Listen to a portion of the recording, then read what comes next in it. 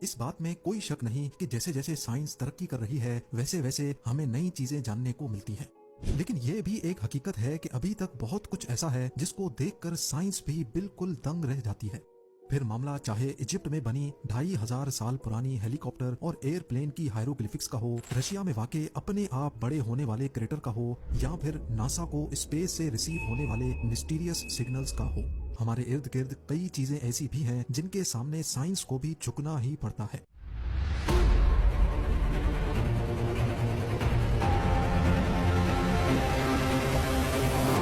नाजरीन, आज आप 5 ऐसी ही मिस्ट्रीज के बारे में जानेंगे जिनकी असल हकीकत आज तक किसी को भी मालूम नहीं पड़ सकी। तो आइए शुरू करते हैं। नंबर 5, आउटर स्पेस बेशुमार मिस्ट्रीज और लाजवाब सवालात से भरा हुआ है जिनको जानना और समझना साइंस के लिए अभी तक एक इम्पॉसिबल टास्क है। पिछली कई सदियों से साइंस हमारी यूनिवर्स की सबसे बड़ी ताकत को समझने की कोशिश कर रही है, लेकिन ताहाल अभी तक नाकाम है। और वो ताकत है ग्रेविटी। जिस तरह अर्थ की ग्रेविटी तमाम ऑब्जेक्ट्स को अपनी तरफ अट्रैक्ट करती है, इसी तरह सूरज की ग्रेविटी अर्थ समेत सोलर सिस्टम के दूसरे प्लैनेट्स को भी अपनी तरफ अट्रैक्ट करती है। लेकिन सूरज को किसकी ग्रेविटी अपनी जगह रहने पर मजबूर कर रही है? सूरज तो बहुत छोटी बात है, करोड़ों अरबों गैलेक्सीज और इन गैलेक्सीज के स्ट्रक्चर को कौन सी ग्रेविटी ने बना रखा है? कोई तो ऐसी चीज जरूर है जिसका मास इतना ज्यादा है कि वो इन तमाम गैलेक्सीज को अपनी अपनी जगह पर मेंटेन किए हुए है। साइंसदानों ने इस ना दिखने वाली ग्रेविटी को डार्क मैटर का नाम दिया है और ये मैटर हमारी यूनिवर्स के 85% मास को कवर करता है। पर हैरत की बात यह है कि पिछली कई सदियों से इस पर स्टडी करने के बावजूद भी हम इतने ज्यादा फैले हुए इस मैटर के बारे में ना कुछ जानते हैं और ना ही इसको हबल या फिर जेम्स वेब जैसे पावरफुल टेलीस्कोप से देख सकते हैं। साइंस सिर्फ इतना जानती है कि डार्क मैटर मास का एक थ्योरेटिकल वर्जन है जिसको ना हम देख सकते हैं और ना ही महसूस कर सकते हैं, लेकिन इसकी ग्रेविटी की वजह से इस यूनिवर्स का पूरा सिस्टम चल रहा है।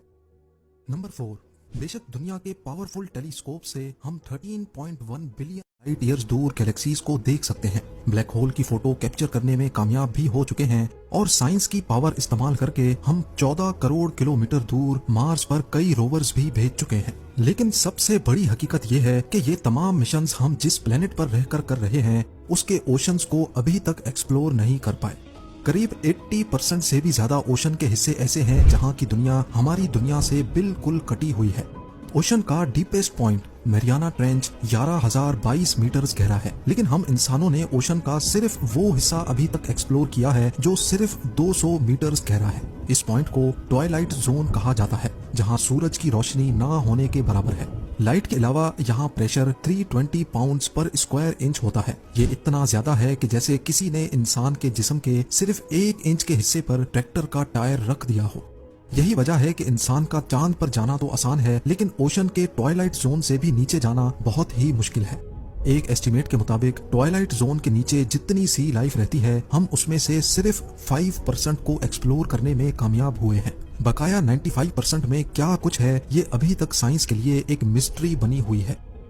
नंबर 3, वैसे तो एक छोटी सी चींटी से लेकर एक बड़े हाथी तक जितने भी लिविंग बींग्स हैं वो प्रॉब्लम्स को सॉल्व करने के लिए अपना ब्रेन इस्तेमाल करते हैं।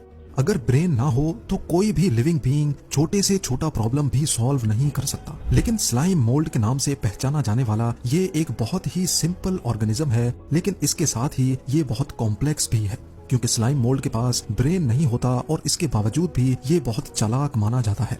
स्लाइम मोल्ड कॉम्प्लेक्स मेजेस को बड़ी आसानी से सॉल्व करता है और ये अपने फायदे के हिसाब से डिसीजंस भी लेता है। हत्ता के साइंसदानों को कई सबूत मिले हैं कि स्लाइम मोल्ड दिन के मुख्तलिफ टाइम को भी पहचान सकता है। लेकिन सवाल ये है कि एक सिंगल ब्रेन सेल ना होने के बावजूद भी स्लाइम मोल्ड ये सब कुछ कैसे करता है? ये सवाल साइंसदानों को आज तक परेशान किए हुए है। नंबर 2, अटलांटिक ओशन को हवाई जहाज के जरिए अकेले पार करने वाली ये है एमिलिया एयरहार्ट। अपने बचपन से ही इनको एडवेंचर और फ्लाइंग करने का बहुत शौक था। 1928 में एमिलिया ने अटलांटिक ओशन को अकेले सर करके पूरी दुनिया को हैरान कर दिया, क्योंकि इस दिन से पहले ये काम किसी खातून ने नहीं किया था। इसके बाद 1932 में हवाई से यूएस मेन लैंड तक अकेले प्लेन फ्लाई करके एमिलिया ने वो करके दिखाया जो आज से पहले कोई मेल पायलट भी नहीं कर पाया था। अपने शौक को पूरा करने के लिए और वर्ल्ड रिकॉर्ड बनाने के लिए एमिलिया ने पूरी दुनिया का गोल चक्कर काटने का प्लान बनाया। 2 जुलाई 1937 को अपना वर्ल्ड रिकॉर्ड बनाने के दौरान एमिलिया और उसके साथ मौजूद नेविगेटर फ्रेड नूनान ने रीफ्यूलिंग के लिए पापा न्यू गिनी के शहर लाई में लैंड किया। लेकिन रीफ्यूलिंग के बाद जब दोबारा उन्होंने अपना सफर शुरू किया तो सेंट्रल पैसिफिक ओशन में हाउलैंड आइलैंड के करीब आकर इनका कनेक्शन कंट्रोल टावर से डिस्कनेक्ट हो गया और उसके बाद आज तक उनका पता ना चल सका। कई सर्च पार्टीज ने पॉसिबल क्रैश लोकेशन पे कई महीनों तक सर्च किया, लेकिन ना एमिलिया मिली, ना फ्रेड और ना ही प्लेन का कोई छोटा सा भी पुर्जा मिला। इस वाक़े को आज 85 इयर्स गुजर चुके हैं, लेकिन मजाल है कि साइंसदानों और एक्सपर्ट्स को जर्रे जितना भी कोई एविडेंस मिला हो। और अब नंबर 1, ये किसी आर्ट गैलरी की पेंटिंग नहीं बल्कि ये चाइना में मौजूद ज़ैंगजी नेशनल पार्क की रियल फोटोग्राफ है। 322 स्क्वायर किलोमीटर पे फैला ये नेशनल पार्क अपने रंगीन पहाड़ों की वजह से पूरी दुनिया में फेमस है। रंगत से भरी इन खूबसूरत पहाड़ियों और रॉक फॉर्मेशन को देखकर ऐसा लगता है कि इनको शायद किसी ने कलर पेंट किया है। हकीकत में ये बिल्कुल नेचुरल है, लेकिन सवाल ये है कि आखिर ऐसा मुमकिन कैसे हुआ। कई साइंसदानों का मानना है कि पहाड़ों के कलरफुल होने की वजह यहाँ मौजूद सैंडस्टोन और मिनरल्स का मिक्सचर है जो कई सालों से केमिकल रिएक्शन कर रहा है। लेकिन ऐसा इत्तेफाक तो कई और जगहों पर भी होता है, तो ये कलरफुल फॉर्मेशन सिर्फ यहीं पर ही क्यों है? जो लोग इस थ्योरी को नहीं मानते उनका कहना है कि अर्थ की टेक्टोनिक मूवमेंट्स की वजह से ये खूबसूरत फॉर्मेशन बनी है।